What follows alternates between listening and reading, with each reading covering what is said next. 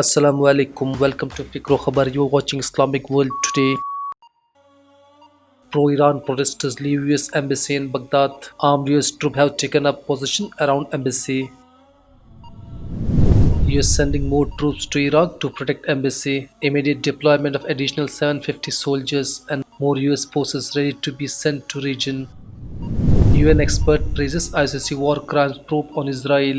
Michael Lynch says ICC decision to investigate war crimes is a momentous step forward in the quest for accountability. Arab coalition Saudi prisoners arrives in Riyadh after being released from Yemen. The prisoners were received by Arab coalition spokesman Colonel Turki al-Maliki and their families. 6 killed including 4 children in Syria. 22 airstrike pounds Idlib. The land-to-land missile struck a building killing 6. Regime ally Russia announces a ceasefire for Idlib in late August. Yemen troops kill Houthi commander. Houthi commander and several other militants were killed.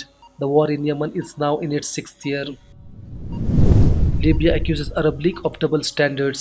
Libya's maritime deal with Turkey does not harm rights and sovereignty of other countries. GNA and White tells Arab League. Somali forces kill 20 terrorists and liberate 7 villages. Operation comes on the heel of Al-Shabaab claim attack in Mogadishu which killed some 80 people. 4 dead after Indonesian capital hit by floodings. 16-year-old was electrocuted by power line while 3 others more die of hypothermia.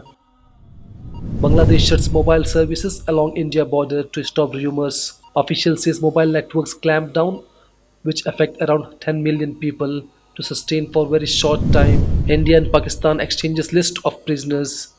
Under 1988 pact, neighboring rivals also exchange list of nuclear installations and facilities. You can find latest and lot more on fikrokhbar.com/English.